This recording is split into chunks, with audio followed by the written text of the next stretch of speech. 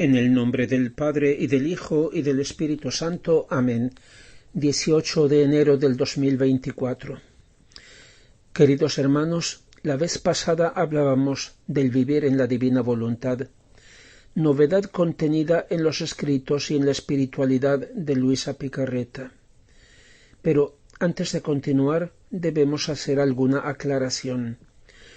¿Es lo mismo la divina voluntad que el divino querer? ¿Dónde se sitúa el amor? La divina voluntad que Jesús en el Evangelio llama la voluntad del Padre, en Dios es la cosa más esencial, íntima, vital. Dice, todo está en mi voluntad. El alma, si la toma todo lo que es la sustancia de mi ser y abraza todo en ella. Es decir, la voluntad es un sustantivo, la palabra que expresa la sustancia, o sea, lo que es, mientras que todos los atributos divinos, amor, bondad, inmensidad, eternidad, inmutabilidad, omnipotencia, justicia, misericordia, santidad, sabiduría, etc., son los adjetivos que la describen. La voluntad divina es inmutable, infinita, eterna, omnipotente, sapientísima, misericordiosa, buena, santa. El divino querer es la voluntad de Dios en acto, indica lo que hace y por eso es un verbo. La distinción entre voluntad y querer, aunque de hecho coinciden, es la misma que hay entre el corazón y el palpitar, o bien entre un motor y el funcionamiento del motor. Y otra cosa es además el efecto del palpitar, que es la vida, o del funcionamiento del motor, como es por ejemplo el viajar. El efecto que produce el querer es el amor. Así bien puede decir Jesús que el amor es el hijo de la divina voluntad, es decir, es su manifestación y comunicación. La divina voluntad, por tanto, viene antes y está por encima de todas sus obras, de las cosas que Dios quiere o no quiere o que permite.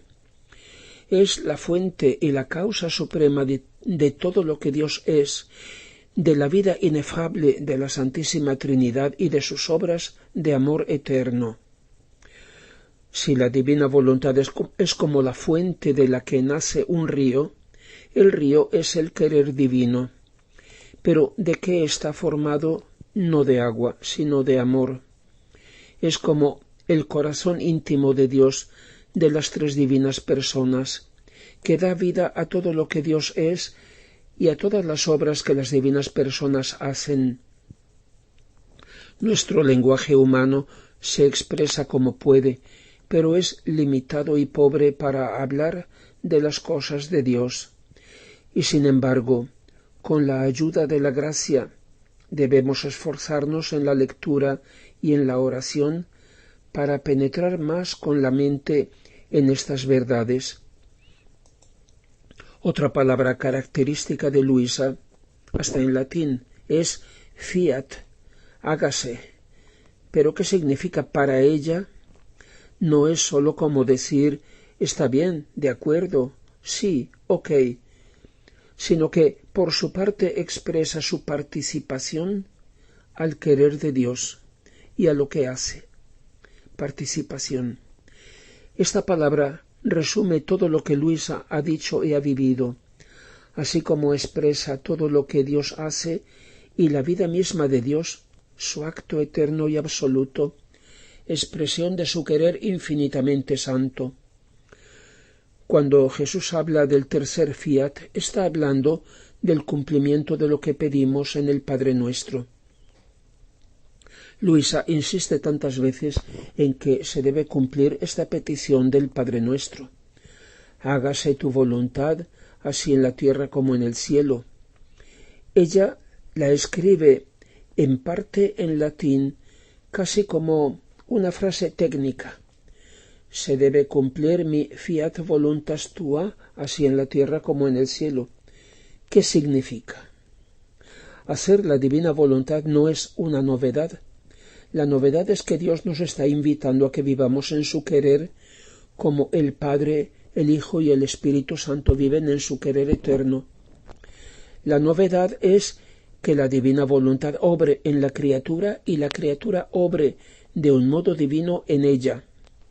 La novedad es esta gracia de las gracias, este don de los dones, que no sólo hagamos lo que Dios quiere que hagamos, sino que su voluntad sea nuestra, vida de nuestra vida, para vivir y reinar con ella y en ella.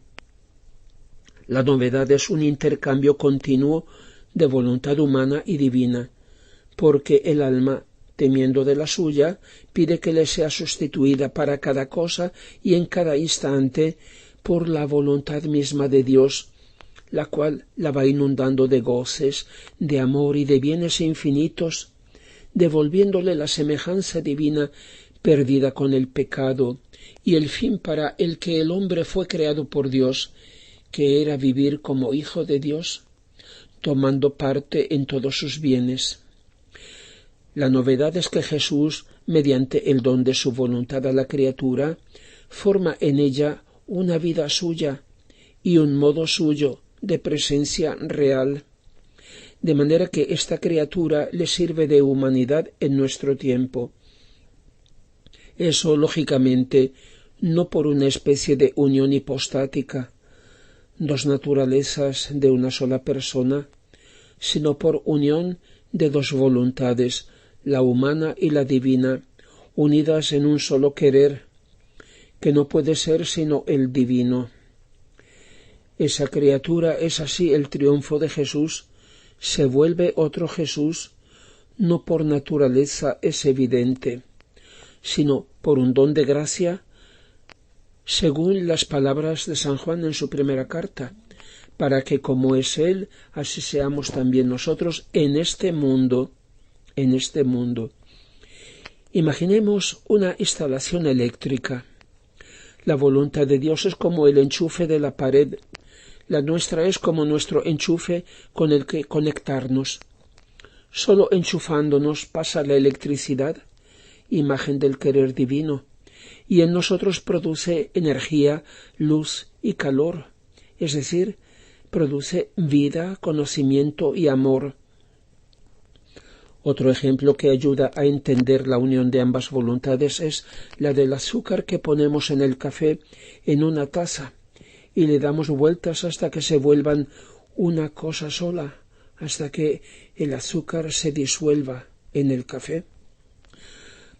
Otra aclaración para quien lee los escritos de Luisa, yendo por orden, que empiece por los 3 llamados y siga con el cuaderno de memorias de la infancia, que precede el primero de los 36 volúmenes que ella escribió en forma de diario.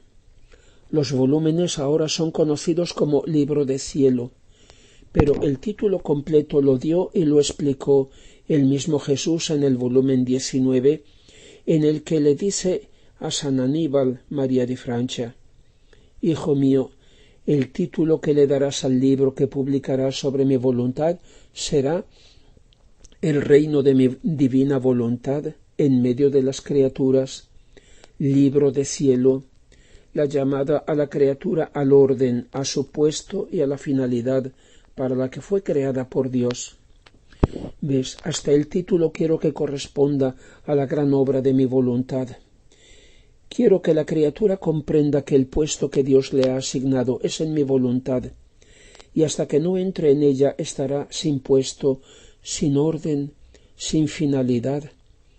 Será un intruso en la creación, sin ningún derecho, y por tanto irá errante, sin paz, sin herencia, y yo, sintiendo compasión de él, le gritaré continuamente: entra en tu puesto, ven al orden, ven a recibir tu herencia, ven a vivir en tu casa. ¿Por qué quieres vivir en casa extraña? ¿Por qué quieres ocupar un terreno que no es tuyo? Y al no ser tuyo vives infeliz y eres el siervo y la burla de todas las cosas creadas. Todas las cosas creadas por mí, como están en su puesto, están en orden y en perfecta armonía, con toda la plenitud de los bienes que Dios les asignó. Solo tú quieres ser infeliz, pero con infelicidad voluntaria. Por eso ven a tu puesto, a Él te llamo y te espero. Y concluye: por tanto, aquel o aquella que se entregue a hacer conocer mi voluntad será mi portavoz, y yo le confiaré los secretos de su reino. Una tercera aclaración. En los volúmenes de Luisa se notan como dos tiempos o dos fases. En la primera es evidente su condición de víctima, y por tanto, junto con el gran trabajo ascético místico de la gracia en ella, vemos toda la formación respecto a las virtudes, la correspondencia a la gracia, la terrible realidad del pecado, cuando la voluntad humana se separa de la voluntad de Dios, con todas las consecuencias, los valores de la cruz, etc. En la segunda fase, el tema es precisamente la divina voluntad y su reino. Ahí el alma se adentra con Jesús en la inmensa tarea universal a la que es llamada, viviendo en el ámbito del querer divino, para preparar y obtener la venida y el triunfo de su reino. Ambas fases tienen en cierto modo como característica respectivamente la divina misericordia, que hace todo lo posible por salvar al hombre, incluso con castigos, y el reino de Dios y su justicia, o santidad de las santidades. En los primeros 10 volúmenes encontramos la primera fase. A partir de la mitad del volumen 12 se desarrolla la segunda fase. No están divididas de un modo neto, las vemos juntas en los volúmenes 11 y 12, o sea, en los años que van más o menos del 1912 al 1919. Al final de su vida Jesús le explica a Luisa que lo que ha hecho en ella en los primeros tiempos y todo aquel intensísimo trabajo de la gracia en su alma fue para prepararla a depositar en ella las verdades de su divina voluntad. Las dos fases, se puede decir, corresponden a hacer la voluntad de Dios y a vivir en la voluntad de Dios. Es como decir hacer una casa y vivir en la casa. Antes hay que hacerla, y cuando es suficientemente habitable, se hace el traslado y se vive en ella. Por eso el Señor le dice casi al comienzo de sus lecciones, ya en el segundo volumen: hija mía, la cosa principal para que yo entre en un alma y forme en ella mi morada es el desapego total de todo.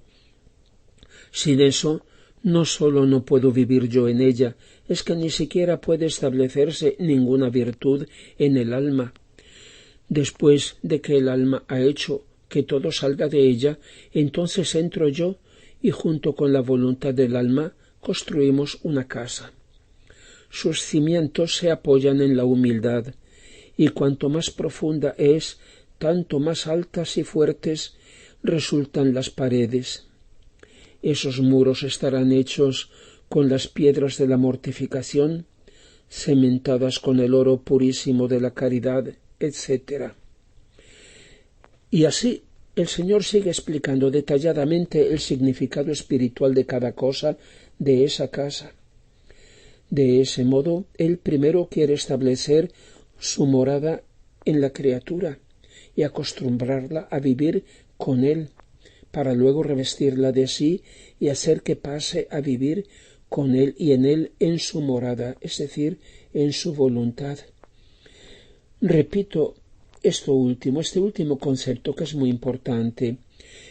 El Señor primero quiere establecer su morada en nosotros y acostumbrarnos a vivir con Él, para luego revestirnos de Él mismo y hacer que pasemos a vivir con Él y en Él en su morada, es decir, en su voluntad divina.